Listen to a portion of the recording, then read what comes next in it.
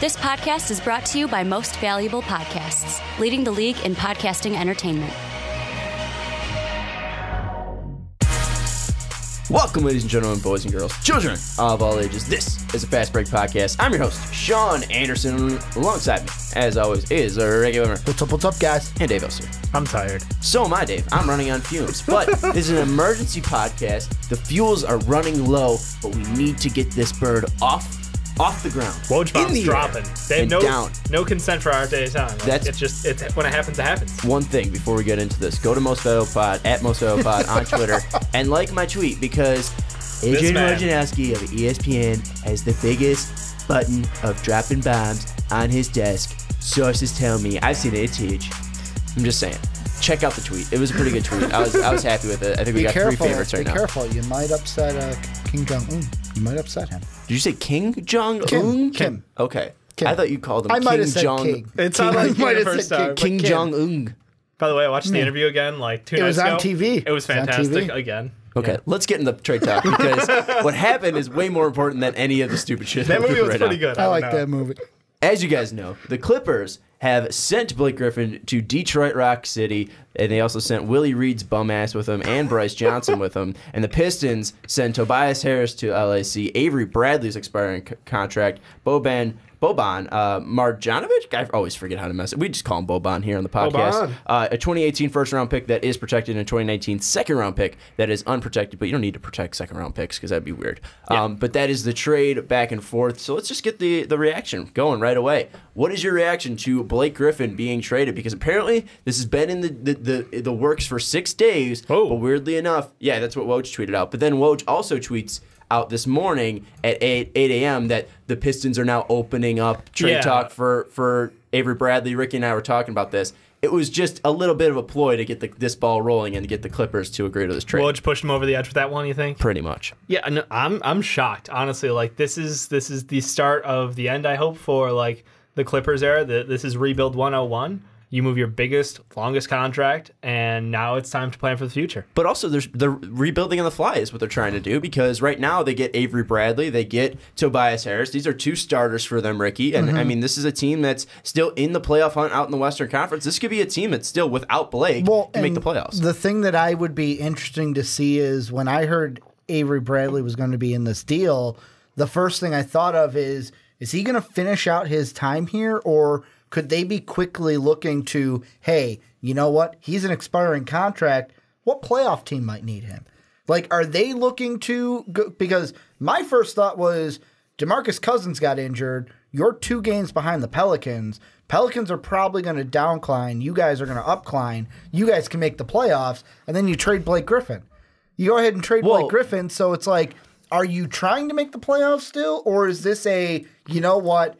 If we don't make the playoffs, that is fine. They got a 1, a 2, and we're just going Toby. to Like that was pretty much the deal. The other contracts, I feel, were just to make things work. And let's see with the Avery Bradley deal as well. They can trade him, but I believe, to my understanding of the CBA, it's only for a 1-for-1 player. So they can trade Avery Bradley and receive a player, but they cannot do like Avery Bradley, player, and picks. They have to do Avery Bradley for a player, straight up from my understanding of the rule. I could be completely wrong. You guys feel free to correct us in the comments. But to my understanding, they're pretty much going to keep Avery Bradley, Tobias Harris, and Boban on this team, and they're just going to try to contend. And the one thing, too, is I don't think this trade really makes the Clippers worse. I think it's going to be harder for them to gel. But, I mean, you get rid of Blake Griffin, you get rid of Bryce Johnson and Willie Reed. Yeah. 2 of those guys are bench players. And, yes, Blake Griffin is a better player than Tobias Harris is and Avery Bradley is. But we've seen that Avery Bradley can be a top 3-and-D player in this league. And Tobias Harris is still a young player, and he still puts up around 17 points per game. So they're still going to be able to get contributors on this team. And, yes, they might be losing the sole impact of Blake Griffin, but with a team that's hampered by injuries so much, now you're getting more depth, and you're still getting 2 NBA starters in Tobias Harris and Avery Bradley. So yes, you're losing star power, but I don't know if you're really losing talent. I mean, you're losing it in different ways, but you're still being able to match it up, and you're also getting a first-round pick out of this, I think it's just clear robbery from the Clippers. No, it is. I see what you're saying, but the problem is the NBA is such a star-driven league, and you don't win with role players. You know, like a guy like Avery Bradley, who this year is slumping, who is not having a career year, obviously, and Detroit can tell you, like, he has been one of their. I mean, he's not Reggie bad, but like he has not been a shining star for them out there. He was not what they expected him to be. So, like, really, it's you get a 25-year-old Tobias Harris. That's the main piece. Yes, you get one half of the fucking wall from Stan Van Gundy and Boban, but like he's just a backup center at this point, unless they do plan on moving forward with additional trades with DeAndre in mind. My thought is, yes, the talent-wise, it might balance overall, but like Blake Griffin as one player gives you more than any one player that they got back, and that's great for the Pistons. But for a rebuilding team to get Tobias Harris for 2 years, well, basically a year and a half, and I think at 25, like he would be a great piece to continue to resign. And I like that plus the picks, like you said. Well, and the thing, too, with Blake Griffin, I get it. He's a great talent, but over the past 3 seasons, he's only played 129 games. Yeah. So it's not like he's consistently out there. It's not like you can consistently depend on Blake Griffin. Yes, when he's in there, he's usually putting up 22 and, around 8 because, DeAndre's stealing boards from him. But he is consistently, when he's consistently out there, he is consistent in his performance, but he's not consistently out there. So with Tobias Harris, who doesn't really have an injury problem, neither does Avery Bradley. I know he's got a little bit of a hamstring issue, but it's not like something major that's going to be keeping him out for a while. These are still starters for you. And I don't think anyone sees the Clippers, and I don't think the Clippers front office sees them as contenders for the title. So this just at least lets you sell 2 home tickets against the Warriors, and then, hey, you can make some money up. Steve Ballmer gets some nice money in his pocket, and you guys are rebuilding on the fly where, maybe you're able to sign and trade Avery Bradley and get him going a different place. Maybe you're even able to reacquire Avery Bradley and bring him back onto this team. You're still going to be having Tobias Harris, but now the biggest and most interesting thing I think that's spawning from this, and we'll get to Detroit in a little bit and what the Blake Griffin thing does here, but I think LA is more interesting, at least to our perspective, is now Mark Stein is tweeting out, hey, this now clears up a ton of cap space for them. Maybe this puts them into the LeBron talks, and we've talked about him obviously going to the Lakers. And that's the thing with me. I don't think that LeBron would pick the Clippers. Like, do you guys think that this really puts them like, hey, the Clippers are the team? Because I'm still, what we talked about last week, I am still go to the Rockets, go to the 76ers way before the Clippers. I think for the next 2 years, this puts them in a better position fitting LeBron and like a Paul George than the Lakers, though. Well, he could be the player coach, too, if Rivers leaves. That's fine, but I'm just saying, like, you have Pat Bev, all defensive player. You have Avery Bradley, 3-and-D player. I mean, you have legitimate stoppers. You have DeAndre Jordan. We already expect him to be the best center, like, from a play style, from a mobility, from everything standpoint, to be the best center to work with LeBron. So, yeah, it seems like it would be a perfect fit for him to walk right into a Western Conference deep playoff run. And that's something where I respect the hell out of the Lakers rebuild and their youth and promise, but, like, they're not ready to go into the Western Conference Finals against these other teams like the Rockets, like the Warriors. But this Clippers team, I mean, it's obviously a very long shot, but it would be an interesting fit. Well, at least coming back next year for sure is going to be Danilo Gallinari, and it's going to be Pat Bev, Sam Decker, Thornwell, and Juwan Evans. Those are the guys that are for sure locked in, that don't have any player options. They are signed until 2018, 2019. Then there's obviously the talks about DeAndre Jordan. He has a player option. Most likely he's going to decline that and try to get more money, or he's going to be moved anyways at the deadline because Woj has also said that they're still going to be looking into trades for DeAndre Jordan and Lou Williams, so trying to at least accumulate more picks and trying to possibly get more starters as well, some lower-level guys that just are starters on teams, possibly an Orlando Magic move where, you're just building out a ton of talented guys that just aren't number ones and number twos. Right. You look at Austin Rivers, he's got a player option. Don't know if he's going to accept that or not. Milos has a 6.3 player option. Not sure if he's going to accept that or not. Wesley Johnson has a 6.1 option as well. So, I mean, this team's going to have some money to work with. Yeah. They're going to have the ability to bring in LeBron, possibly a second star as well if DeAndre declines his option and they don't want to go after DeAndre. So, I mean, this is something that might be a little more promising because you look at the Lakers situation and they already have Brandon Ingram. They have Lonzo Ball. They have Kyle Kuzma. Those three guys at some point are going to demand some larger amounts of money. And those guys might not be ready and on the same timeline, like Dave was saying, as Pat Bev currently is, Gallinari currently is, and then guys that you could bring in, possibly like a Paul George, we'll just throw his name out there because he's a star, Paul George and LeBron James. I mean, these are guys that you could probably build around and at least push something up where you have a really nice starting lineup. So at least to me, I think Clippers make sense. I don't know if it's going to be LeBron's ultimate choice. I still feel like he's going to stay in Cleveland, but do you feel like this moves the needle a little bit more because now LeBron has more options at least? I mean, it moves the needle. What it does is, for me, it puts the Clippers at the table. Where right now, like we talked about in our last podcast of where could LeBron go, we're talking about all these teams at the table. The Lakers we mentioned, the Spurs, the Rockets, the 76ers. This says, all right, let's pull up a chair, Clippers, you're going to sit down. But I don't think it necessarily gets them any of the chips that are in the middle of the pot yet. For me, the thing that I would weigh it on is, I know I said Rockets and Philly, but take Philly and throw them out the window right now. Rockets and LA.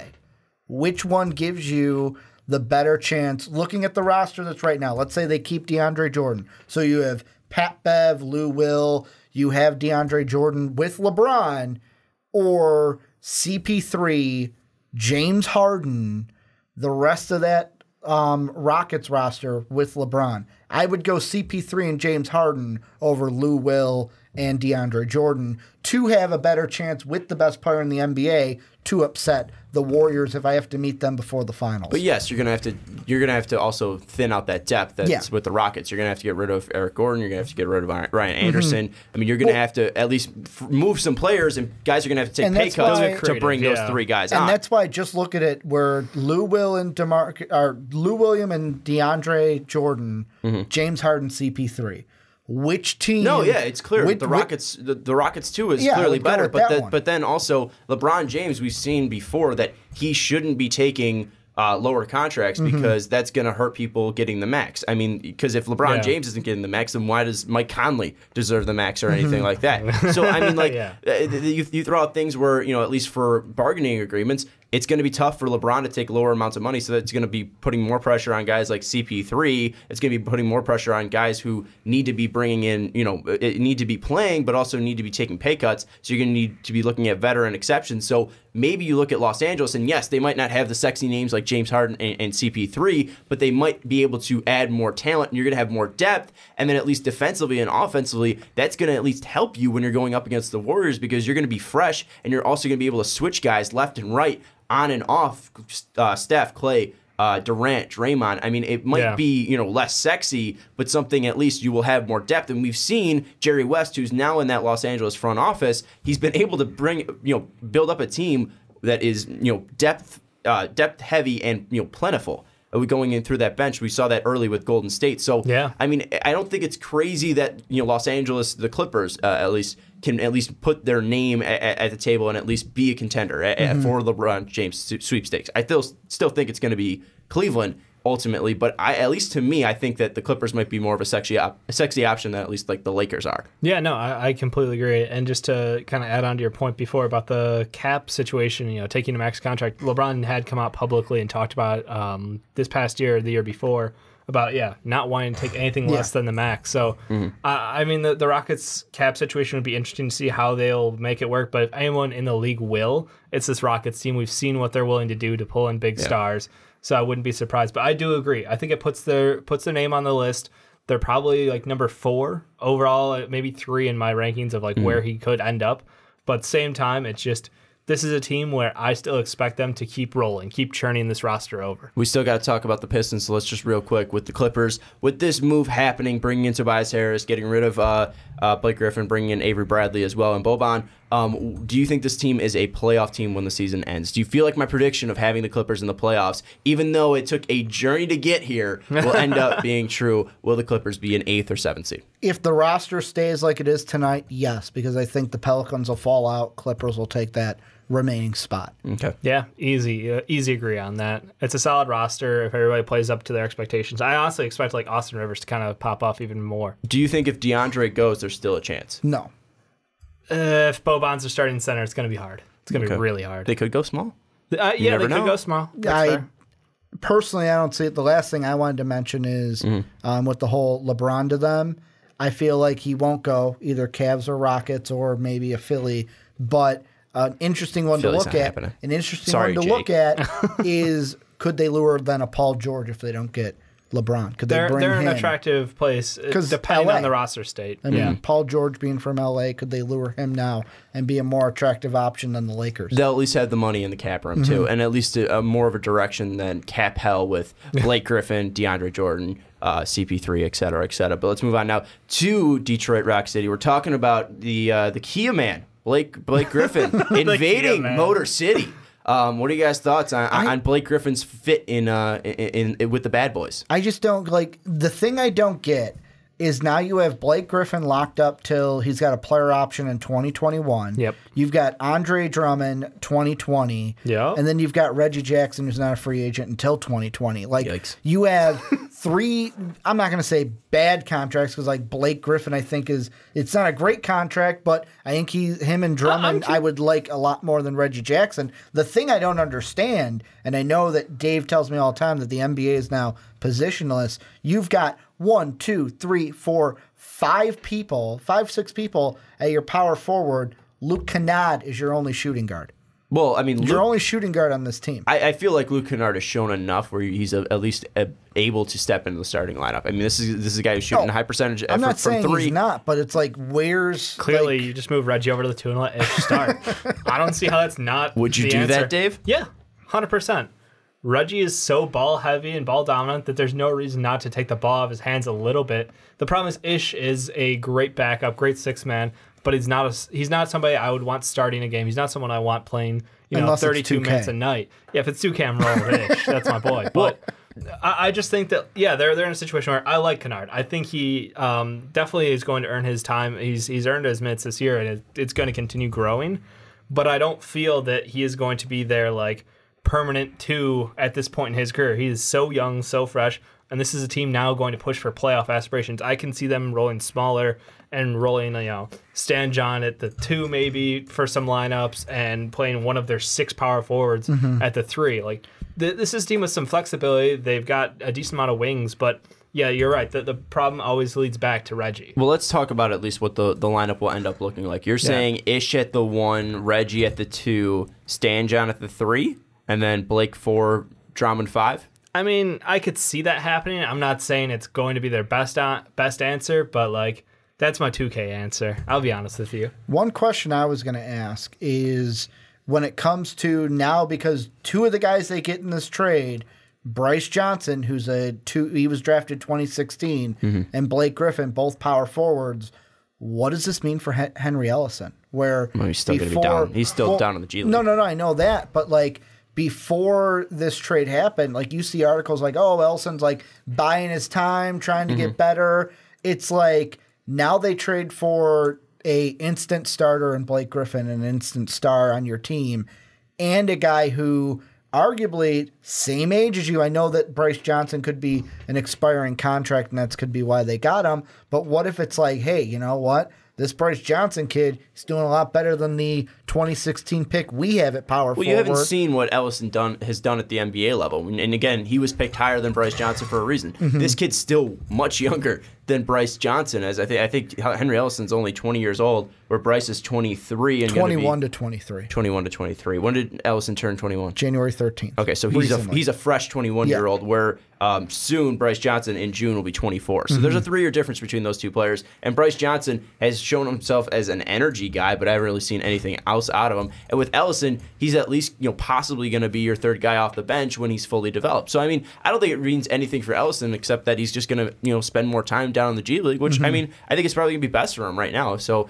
I don't think it means too much about him. I think the real talk is, can the Pistons truly make the playoffs now with this move? Because this is a move to make the playoffs. So looking at Reggie Jackson, Andre Drummond, Blake Griffin, that big 3, if you want to call it that, do you feel like this team's done making moves, or do you feel like this is probably where this team is set, and then if this team is set, do you think this team's going to make the playoffs? I don't think they're going to make a move. I would probably look to trade Reggie Jackson, but that's just me personally.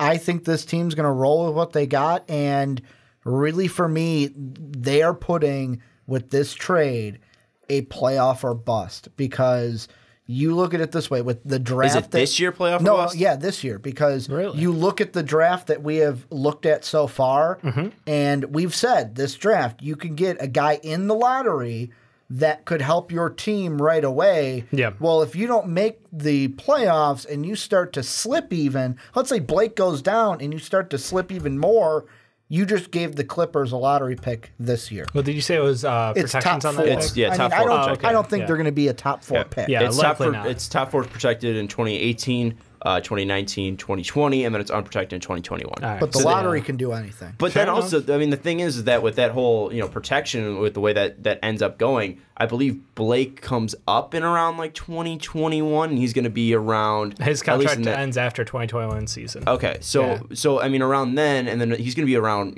32 years old if I do my math right. Yeah, he's And got the player option You don't know what the state of 2021. Drummond's going to be like. You don't know if Reggie Jackson's going to be around the same player he is. So I mean, this trade for Los Angeles could be an absolute massive steal because if Detroit is tanking and just dripping down and down, this could be an unprotected top 5 pick if Detroit takes the worst turn possible. I mean, this could be an absolute train wreck of a deal for Detroit. I mean, Detroit's lost the last 8 games coming into this? Yeah. I mean, they needed to pull the trigger on something. So at least with this trigger being pulled, is this a playoff team in your mind right now? And if not, how does this trade at least turn to a positive for the Pistons? Is it playoffs, for the next 3 years? Is it playoffs in the next 4 years? 2 Eastern Conference berths? What are you guys' thoughts on this year and the future to make sure this trade isn't a bust? Just this year alone, I don't think they make the playoffs just because even the 3 teams in front of them, Wizards, Pacers, and Sixers, I don't see those teams tanking enough to let the Pistons overtake them. Okay. Do you feel like this is then a team in the next 3 years that makes the playoffs consistently and is going to the Eastern Conference Finals? No, if they make at the best, it's going to be, we made the 8th seed this year. I think you underestimate the difference Blake Griffin will make over someone like Tobias Harris. Well, tell me that difference because I feel like we haven't hit that yet. And look, he is a star who has now added a 3-point shot to his game. He's shooting over 5.5 a game on a decent percentage, like 34% right now. And this is his first year shooting volume 3, so I look to see that continue to grow because you got to remember how much growth this guy has had over his career. He came in the league as a raw, athletic, guy who can jump out of the gym, and he developed such a slick shot. And, he extended out to that mid-range. He hit that one basically just off the foul line. That was his sweet spot. And now he keeps stretching it further. Now you have a 3-point shooting big who is very athletic to pair with your giant monster down low in Drummond who, guess what? He can now pass the ball. He can now shoot free throws. So you have, now that, I hate to say it, now that Boogie's down, you probably have the best 4-5 combo in the NBA right now. It's a straight-up answer for... Go ahead. Sorry. No. Go. Yeah, no. I just think that you have the straight best up answer 4-5. for what? It's a straight up answer. It's what could have been with the Clippers with DeAndre Jordan. The problem is Jordan never was a guy who was going to pass the ball out of the post. He was only going for lobs. He was only going for that, and that's fine because that was his role. But now you have something else that could be special because you have a big who can pass out of the low post to a 4 who can stretch the floor. It's going to help offensively, but defensively it's going to be a little bit different because DeAndre is obviously better than Drummond defensively. Yes. But at least, no slouch, but still, yeah. but is this going to be a team that makes the playoffs, Dave? I think it's a team that could. I could see a younger team like the Pacers or the Sixers even falling out. I love the Sixers to death, but the amount of times they've made just idiotic turnovers, just a series of poor plays, and I know they have a good coach, but they don't get the timeouts that need to break up those situations to get them to pull their heads together. They need that veteran leader, and they don't have one really. And I just think that they're a team that is probably, I don't want to say likely to fall out, but they've got all the talent in the world, but they need a leader. They need a veteran presence to kind of calm them down and really run situations better for them. So if a team falls out, I either see them or the Pacers. One of those 2 teams will drop out. And this Detroit team could go in, but I don't think it's a 1 year or anything. This is your team of the future with these 2 pieces at the 4 and the 5. I understand we don't love Reggie, but the kid's talented. He needs to get his head on straight. Well, and that's one thing with him. Again, he's talented. We saw it immediately when he came into Detroit that he was a game changer. We saw them rise so high in the playoffs, and then right after that year, it was the team. I put him, I think, 4th in my playoff predictions because I thought this team, or I think I even put him 3rd. Like, this was a team that I thought was young. I thought they were fresh. I thought Stanvad had him on the right track, and then it just seemed like they all started breaking apart and falling apart. So, I mean, how do you bring this team back together? Because obviously this team isn't really done and completed. You have the base of Drummond, Blake Griffin, possibly Reggie Jackson. If there is a position of need, what is that one to tie this whole team together in your guys' mind? Because obviously Kennard, they just drafted him. Reggie Jackson at the point guard. Stan John's still, I think, 21 years old. We mentioned Ellison, who they just drafted about 2 years ago. Blake Griffin, Drummond. Is there a certain piece element that they're missing to this team that you feel like needs to be brought in? I feel like, the depth at the 2 guards is the obvious one. Like, Kennard playing 20 minutes a night is, the ideal spot for him right now in his career. I think if you try to stretch him out to play 30, it's going to be a problem. He's effective in the 20. Get some depth there or find a better solution. I like Stanley Johnson, but, he can't fucking shoot. He can attempt to lock down the other team's wings, and he is a solid defender. I'll give him his credit there. But it feels like, I would either go for a 2-3 tweener. You need someone who can go out on the wing, and that's the problem. You had Avery Bradley who underperformed for you, so roughly you're looking for a similar version of that, but with different expectations. Not a contract like that though. Yeah, I mean, for me, it would be the 2 guard would be something that they would have to get. However, the thing that I think of is we were just talking about the Clippers in free agency this offseason. Because of Reggie Jackson, because of the contract of Drummond, because of the contract of Blake, you're not going to go out there, and we're not talking about a PG-13 for this team. No. Looking for a role player. But the thing that I hate about this trade for the Pistons is you're expecting me, let's say they do make the playoffs this year. Great, you made the playoffs this year. But you're expecting me to put most of my chips on a guy who hasn't played 80 games since 2013, 2014. Most he's ever played 2014, 15 when he played 67. Yep. I feel like this trade will bite the Pistons in the butt because Blake's going to get injured. You're asking me to put my chips into an injury problem. Why would you go after that? That's the biggest question I have with this. Yeah, no, and I completely agree. I don't understand it.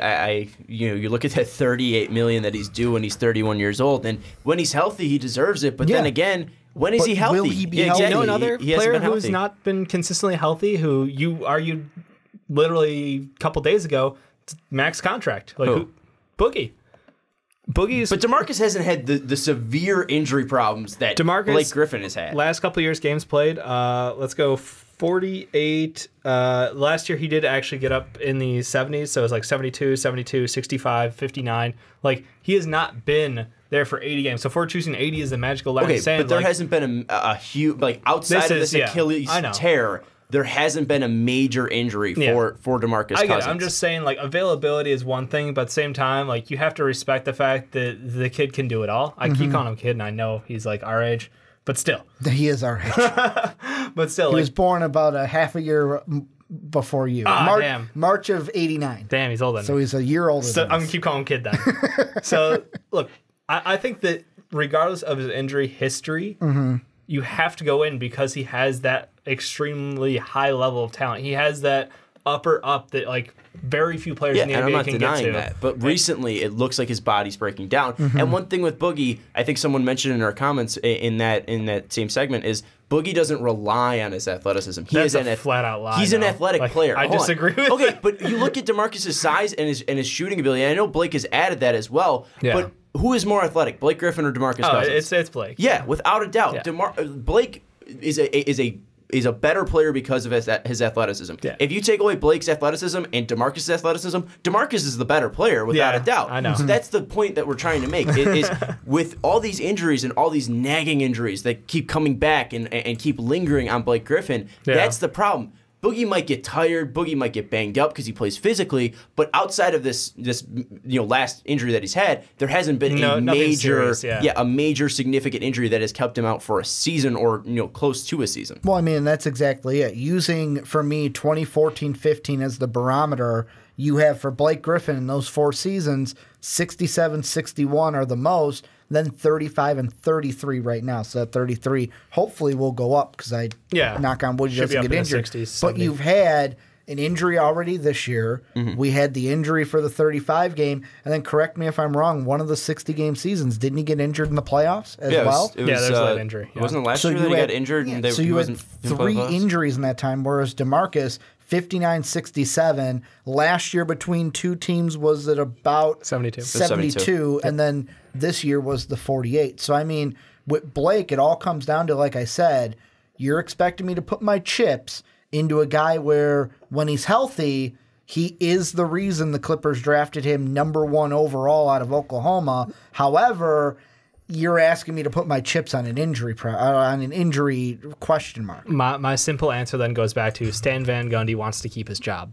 Yeah. Because he has to. You're a team who has playoff aspirations. You just lost 8 in a row, and you have a chance to get a potential top 10, top 15 and like player. Sean said, you were a playoff team many years ago? But the thing is too, I mean, like that's the reason why that Bradley news came out today from Woj. He's not dropping that bomb just to drop that bomb. It's not like Woj has been sitting on that for 6 days. The Pistons leaked it. The Pistons needed to get a deal done. Stan Van, as the mastermind, at least, or the pulling the strings out in Detroit, he leaked that information to get this ball rolling. He needed to make a move, and again, he made a move, and that's something great. Hopefully, it pays off for him. Hopefully, again, we see the base work of Andre Drummond and Blake Griffin being absolutely scary. But it's again, the question that we have for that is we saw that Anthony Davis has been a guy that has injury problems as well. DeMarcus Cousins, like we mentioned, has some nagging injuries. Obviously, now the big injury as well.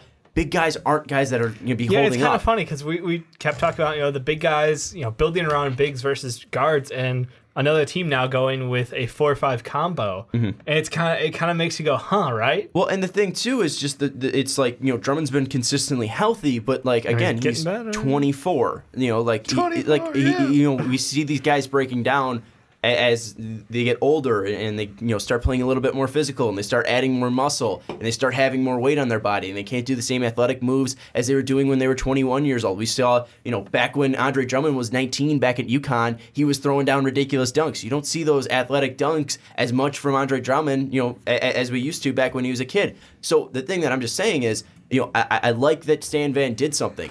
But doing what he did, it's just, you're putting a lot of eggs into a big man basket, and I don't know if that big man basket's sturdy enough to hold all those eggs, to hold all that weight. I'm just worried that the Pistons, while it is a nice move, and while it's a move that at least makes sense with the personnel now on the floor with Andre Drummond and Blake Griffin together, it's just something that you gave up a first that could possibly be a top 10 pick in 2021. Hell, I mean, it could be, they're probably going to use it this year because it's not going to be a top 4 pick for Detroit. So unless the lottery bounces it in. Yeah, but most likely this is going to be either a lottery pick in Ricky's standpoint because this is not going to be a team that makes the playoffs, or it's going to be like 15, right outside, 16, 17, 18. So you're still getting a decent pick from Detroit. You're not going to be able to rebuild through the draft. And again, like you mentioned, you're getting a young player in Tobias Harris, 25 years old, doesn't have that major injury concern like Blake Griffin does. You're getting Avery Bradley, who's going to be a nice rental for you to at least get you into the postseason. I feel like there's a lot that can go wrong with Detroit and with LA. I think it just makes clear sense to them. I think like it wasn't a huge splash. You're not getting a crazy pick, or you're not getting a crazy superstar back, but you're getting quality pieces that's going to help move on this rebuild. I think it's a perfect time for at least Los Angeles. Again, I feel like I want to get the final answer out of you guys. What would make this deal, at least perfect for Detroit? What would make this deal not a bust for Detroit? Is it a certain landmark? Because Zach Lowe said that this team, at least talent wise, could possibly be a 50-win team. At least in a couple of years. So do you feel like they have to hit that 50-win mark? Do you feel like they have to hit a certain mark, or is it just as long as these two players stay healthy, that's going to be the thing that we really care most about? I think to make this deal worth it, you have to not only make the playoffs this year, but consistently be a playoff team, because you do not go and grab a guy like Blake Griffin unless you think he's going to help us make the playoffs. Yeah, I mean, you got a star. That's basically what they did. If they don't make the playoffs, it's a bust. Power. Like, if they don't make the playoffs, I'm looking at this deal going, why'd you make it? This year or At all? Like, if you think they're going to miss the playoffs for the next 3 years? We don't know. Anything could happen. I understand. I'm just trying to get a statement out of you here. I know, but like, if they consistently miss the playoffs, or it's like you made it this year, but then you didn't make it 3 years, it's like we could be looking back at this trade like, why did they even make this trade? Why did they do that? Why did they basically get Blake Griffin for an all-or-nothing thing that didn't work out? But, is it really all or nothing? You traded a rental of Avery Bradley, who you probably weren't going to re-sign after a down year. You gave up Tobias Harris, who pretty much was a fringe. He's good but not great. Well, if you look at it this way, you'll take Tobias Harris. You'll take Blake Griffin over Tobias Harris. Yeah. So are you willing to give up a first-round pick for basically Tobias versus Blake Griffin? Yeah, I am. I'll take 4 years of Blake Griffin guaranteed over 4 years on the team contract. Right. Not on the floor guaranteed. But yeah. But that I would agree to that deal. Like I think it's a win-win trade. I agree. The Clippers may walk away with this deal looking better for their future planning, and I like the rebuild more, so that's kind of the side I want to lean to. But I think we're discrediting the star power that Blake Griffin brings to a team like Detroit, and the fact that he is a complete game changer for them and the way that they can run their offense and defense. I just think it's a win-win at the moment, and time will tell us kind of if this team can figure out what to do with their 1-2, then we'll know. If Stan John decides if he can learn to shoot, then they're even scarier. To Blake's shooting coach. That's the thing is this Detroit team is got young pieces still on top of Blake Griffin and Andre Drummond. Their core is under 27. That's not bad. Well, and if they make the playoffs, because Reggie's 27 too, so you're right. I think the thing is. I'm sorry, Blake is 28 right now. Okay, close enough. Yeah, he's the same age as you. Yeah, I do not remember that. Yeah, I think it's a win-win if they make the playoffs this year. But again, you're 3.5 games out, or 2.5 games out of Philly right now. You're 4.5 out of Indiana and Washington right slide. now. Yeah, but I'm just saying, you're going to have to topple over some teams, right. And I'm just saying, if you make the playoffs this year, I think it's the possibility of a win-win. If Blake plays healthy throughout the rest of the season, if he takes a couple games off, then he takes a couple games off. Yeah. But if he doesn't have a major if you're looking setback, at 70+ games out of Blake Griffin for the next 3 years, yeah, and as long as those games are healthy when it counts, towards that back end of the season, maybe a playoff run, that's what's important. I think that's the way that can turn into a win-win. I don't think it's a huge steal. I'm not going to say it was like DeMarcus Cousins last year, because I said that, and it looked like the Kings exactly did what the Clippers are doing right now. We saw them go on a run because they had they had a ton of youth talent, and we talked about them during the offseason as being a really young and dangerous team for the future. So absolutely. I feel like Los Angeles, they might not be one of those teams that are really showing it right now, but I think in the later stages they could develop to that. And again, if Detroit becomes, to me at least, the goal that I think they need to reach is around the 3rd, 4th, or 5th seed in the Eastern Conference for the next at least 3 seasons, because with the talent on their team and the lack of talent in the Eastern Conference, I think that this is a team that can do it, especially if LeBron leaves. Well, that's going to be a big indicator. That's going to take out a team. Yeah. Miami's not a top 4 team consistently for the next 3 years. Milwaukee's definitely going to be a dangerous team. Toronto, obviously, you got to respect them with DeMar DeRozan. Boston. So, right there, and you're going to be fighting with Philly and Washington. This is a team that could be a top 4, top 5, top 3 team in the Eastern Conference. I think that's where you got to get. You got to strive for 50 wins a season or 48 wins a season. Yeah. That's the benchmark you need to be around to at least be like, all right, this was worth the move, because I understand that you would do that trade, Tobias and a 1 and a 2 for Blake Griffin, especially with Avery Bradley just being an expired deal, but you can go and take Avery Bradley and move him to another team and get another piece. Yeah. You could take Tobias Harris. You could take those pieces apart and get more help for your team outside of Blake Griffin, True. Bryce Johnson, and Willie Reed. I almost called him Willie Davis because he's that insignificant. Sorry, bud.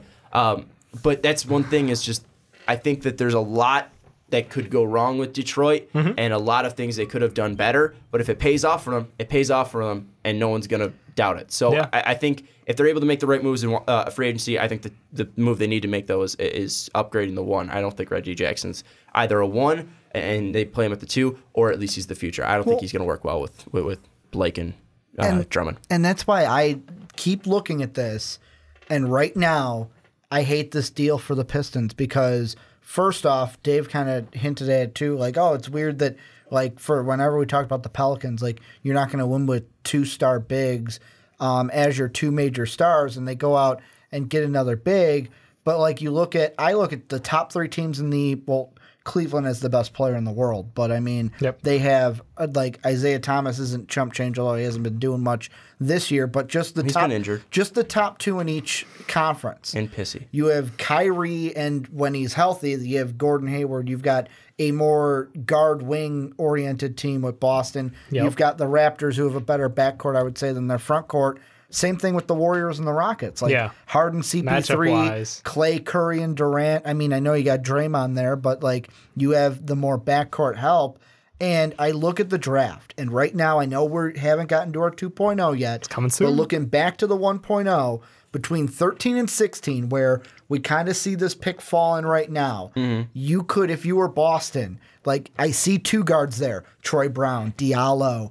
I see a Duval there that you could get. I also see guys you can get the four that we had there, Robert Williams, a Chimezi Matu, a Wendell Carter.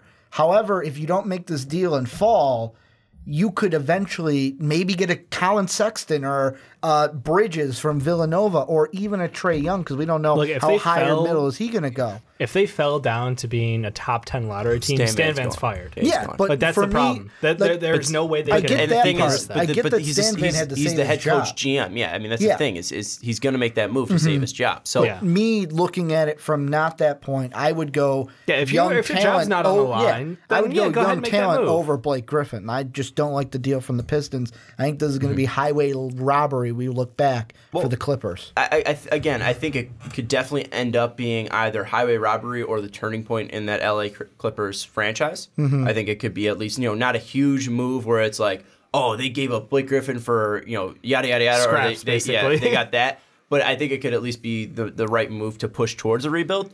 But the thing that I want to bring up, at least with Detroit, now I'm kind of losing it after Ricky's a little bit of a rant. Damn it! What was I gonna say? Come on, bring it back. I was talking about the draft. This is what I want to bring up. Because we talked about consistently New Orleans and how they can't win without two bigs. But someone brought up two bigs. Yeah, because they're built around two bigs. Yeah. What did I say? Because you said without. I meant with. I'm sorry. You're good. New Orleans can't win with two bigs as their center and focal piece. But someone brought up they can win with those. And someone in our comments said, I forget your name, I'm sorry. But someone in our comments said that you could win with two bigs, but you need the right pieces around them. Yeah. So at least looking at this, I feel like Kennard is a nice piece around them. Stan John could be a nice piece if he learns how to shoot, or at least coming off the bench as a defensive guy. Yeah, I feel like they could be a nice defender. Yeah, nice 2-3, Marcus Smart-esque. And then I think if you get a nice, one that could actually pass and isn't an egotistical maniac and Reggie Jackson, I feel like this team could be something special if we're turning injuries off in 2K. So, I mean, is there a player in free agency that isn't a big splash out there, at least at the one spot? Or maybe is there a player like Elfrid Payton that you could see them going after with the old Magic connection? Is there a player that, let's just say Reggie Jackson if you're turning off isn't the injuries, guy. I'm going Derrick Rose. Okay. That man's beyond injuries. We're turning off team chemistry. We're turning off player chemistry. Well, you turn off team chemistry. We're turning off. What's it called? I can't think of words. Morale.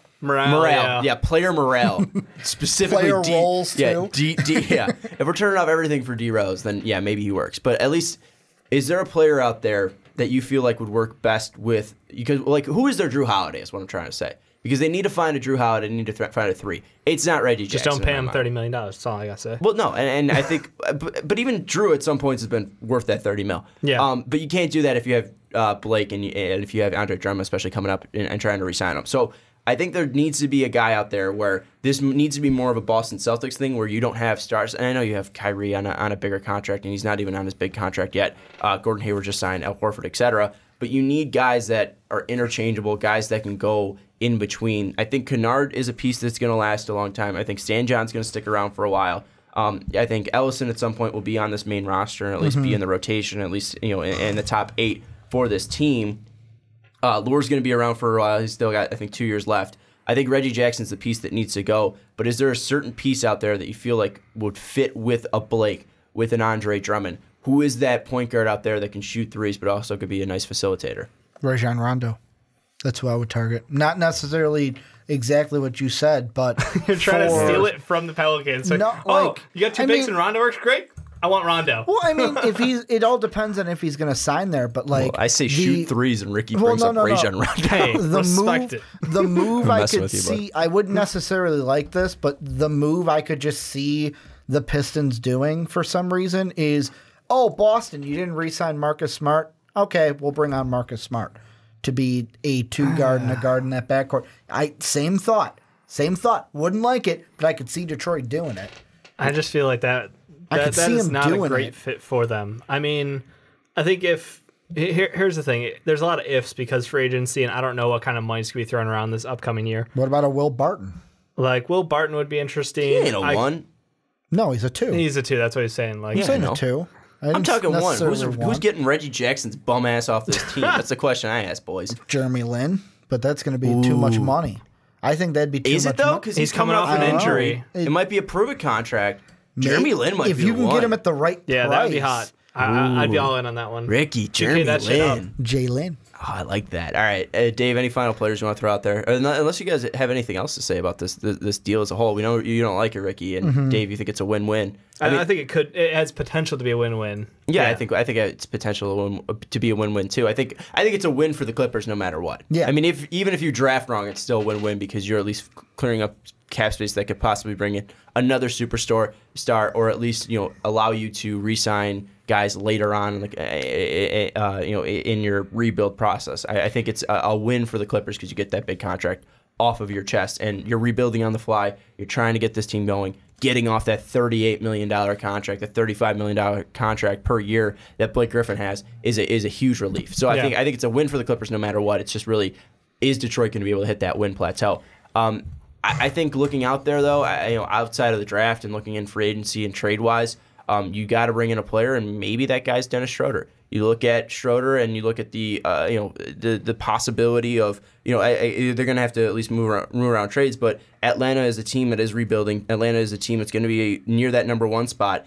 If they don't get Luka, and if they don't get Ayton, there's going to be a possibility that Trae Young, Colin Sexton are out there. Mm-hmm. And Dennis Schroeder might be, watering mouths of people out there. Dennis Schroeder can be a shooter. He could be a facilitator. He can be a scorer. He's very young. He's on the same timeline as Blake Griffin and Andre Drummond. And if Stan Van wants a guy that's going to be able to run an offense and be a guy that is at least an outside threat as well, I think Dennis Schroeder is a nice fit there for Detroit. And I know he's still young, but he's also locked up for a little bit as well. So I think it won't be a trade Reggie Jackson for Dennis Schroeder straight up, because Atlanta's not made of a ton of idiots out there. But you're at least able to I think if a deal's able to be made, I think Dennis Schroeder would be a nice fit out in Detroit. Ayton or Luka, because right now they're at the 2. So if it holds up where they're at now, it's either Ayton or Luka. But Magic or 1.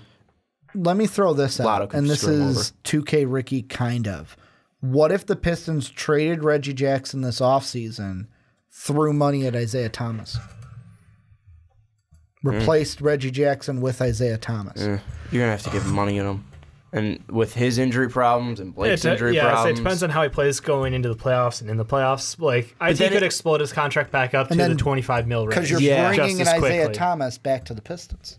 Did you just do it for the names? No, I didn't do that. Are you going to change his jersey number 2 to 11? Oh, Jesus, maybe if he wants to. Please no. Bump up the height. I seriously was looking at it, and I'm like, Isaiah's out there. I don't think he re-signs with the Cavs. No. If you trade Reggie, you could throw money at an IT. Yeah. I don't know. Otherwise, you're trying to steal people's RFAs. You're throwing out money at people like Fred VanVleet on a contract where maybe he could prove it. Like, he's shown potential. Yeah, that's so what I'm they're not going to be able. They're going to be able to offer him whatever he wants. They're not going to have to compete with Toronto. So there are guys out there even like Jeremy Grant, who's, I know he's Chicago, but he's not bad. He's not great, but he's a backup though. Yeah, that's a problem. You're not going to get a starting point guard out there. That's the thing. Tell me you don't want campaign. We'll give you campaign. Jesus Christ! Just buy a pot. It's that, and this year I think I finally figured out if you want to get a 2 who can play right now, go after Courtney Lee. New York will give him up, and he's having a great shooting year. I think that could be a great fit for them if they are going to keep making moves. Yeah, well, and then one thing, too, that gives, scoring off the bench with Kennard, and he doesn't have to play a ton of minutes. So I think that move's decent. Again, I go back to that Dennis Schroeder move, and I think I'm a smart guy for that. Credit to Sean. I like the move. I just don't know, what are they going to trade out? Are you going to lose somebody like Stan Johnny? You lose one of your 7 power forwards? Atlanta right now is 5-5 in their last 10. And are you saying they're not losing enough games? Well, Sacramento's doing terrible right now. Sacramento's 2-8 in their last 10. Dallas is 7-3 in their last 10. Phoenix is 2-8 in their last 10. So I mean, there's 3 teams. There's 5 really teams. Stepped up. Yeah, there's 5 teams within 2 games of that number 1 spot. And if you even want to stretch that out to Brooklyn and Chicago, there are 7 teams fighting for that number 1 spot. So it's not a lockdown that the Hawks are going to be there. Mm-hmm. And if the Hawks' best player available is a Trae Young, Colin Sexton, then go with that.